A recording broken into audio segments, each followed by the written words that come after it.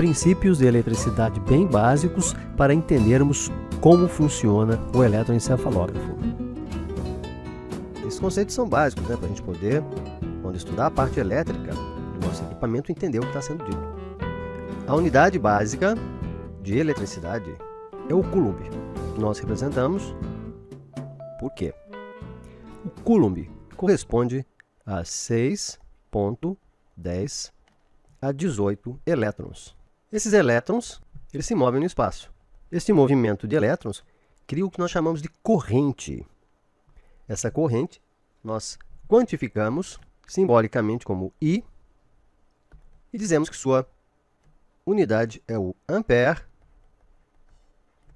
ou amp. Então, daqui nós vamos ter mais um conceito, que é o seguinte: 1 ampere, que eu também posso designar por A, de corrente, é igual ao fluxo de 1 coulomb de elétrons por 1 segundo. 1 ampere, então, é o fluxo de 1 coulomb de elétrons por 1 segundo. Ampere é a unidade de corrente elétrica. Se nós voltarmos agora àquela analogia com um fluxo de água, analogia com um rio, por exemplo, né? Da mesma forma que num fluxo de água, a eletricidade, fluxo de elétrons, ele também flui sempre morro abaixo. Ou seja, de onde o potencial, posso representar também por Vzão, é maior para onde o potencial é menor. Vou representar como um Vzinho aqui. Essa força que faz existir a corrente elétrica e faz com que os elétrons se desloquem é a voltagem. E a voltagem sempre é medida comparando a diferença de potencial entre dois pontos. É por isso que no eletroencefalograma nós vamos sempre medir a diferença de potencial entre dois eletrodos. Sempre. Porque nós estaremos vendo a diferença entre dois pontos. Como essa medida aqui é uma medida relativa, para nós, vamos desenhar aqui o planeta Terra. Para nós, a Terra, ponto zero, é sempre a Terra ao nível do mar. Nós temos o zero teórico, o Terra. Vamos manter ainda a analogia com os sistemas hidráulicos. Aqui você pode ver que nós temos um fluxo de água e nessa região um resistor. Nós temos um estreitamento do cano que funciona como uma resistência. Então a quantidade de água que vai passar aqui por segundo depende da força que é usada. Por analogia, nós temos também nos circuitos resistências à passagem de corrente. E a passagem da corrente então vai depender da quantidade de voltagem que é aplicada a cada momento. Aí surge uma lei importante para nós que fazemos eletroencefalografia, que é a lei de Ohm.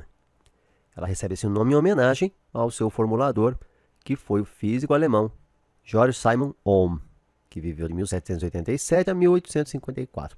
Essa lei afirma que para um condutor mantido a temperatura constante, a razão entre a tensão entre dois pontos e a corrente elétrica é constante. Essa constante é chamada resistência elétrica. Ou então, a voltagem é igual a corrente I vezes a resistência R. Como você pode ver aqui nesse gráfico, se você mantiver a voltagem constante e aumentar a resistência, a corrente cai. A corrente representada por I. Se você mantiver a resistência constante e aumentar a voltagem, por exemplo, as pilhas que estão sendo usadas para aquele aparelho, então a corrente vai aumentar. Então existe essa relação direta entre voltagem, aumento de voltagem e aumento de corrente, e essa relação inversa com o aumento da resistência. Com essas noções básicas, nós já podemos começar a falar agora de corrente elétrica. Nós temos dois tipos de corrente elétrica. A corrente contínua, que é aquela das pilhas, das baterias, e a corrente alternada, que é a corrente elétrica que chega em nossas casas a partir da rede elétrica.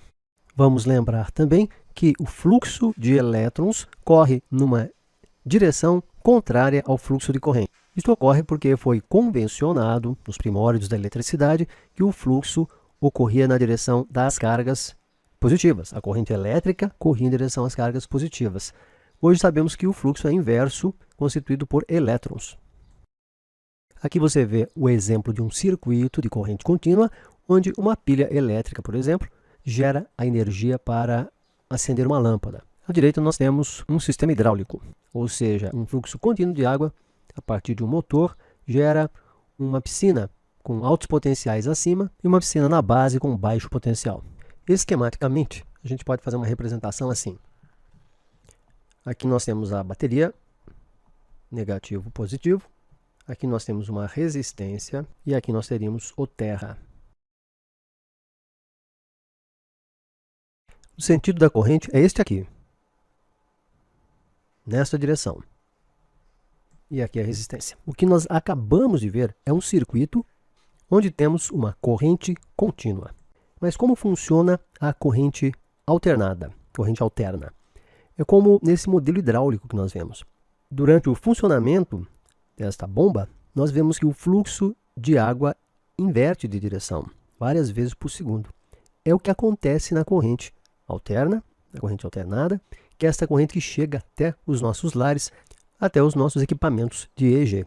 Eu sempre me perguntei por que a corrente é chamada alternada. Por que ela funciona assim? Por que o fluxo de elétrons fica se invertendo de momento a momento? Ou no Brasil, para nós, 60 ciclos por segundo.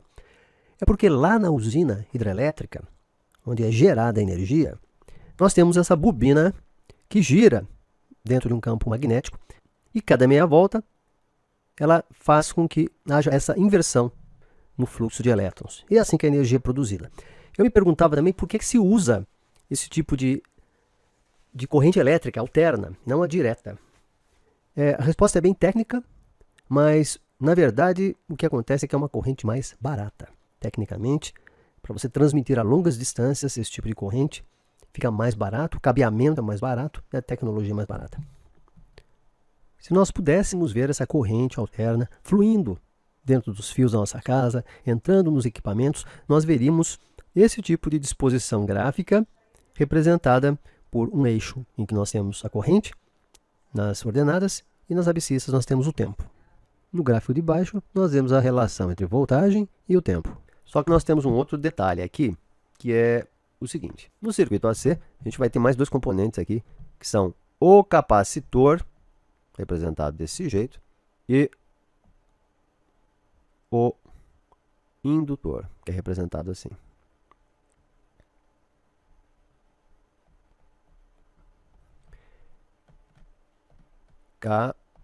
Só que na eletroencefalografia, o indutor não nos interessa.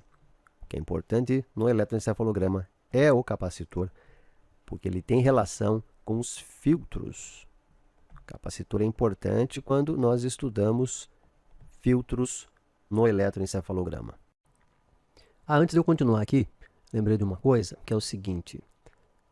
Você vai ouvir muito em eletroencefalograma a respeito da propriedade impedância.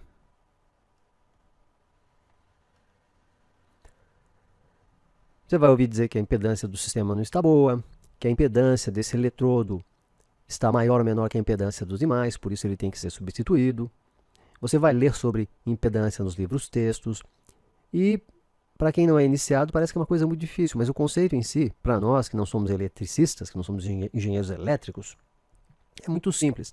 A impedância é como se fosse a resistência de um componente à passagem de corrente. Mas essa resistência, ela no sistema elétrico, no circuito AC, ela depende ela é a resultante, eu diria melhor, né, da resistência propriamente dita, da capacitância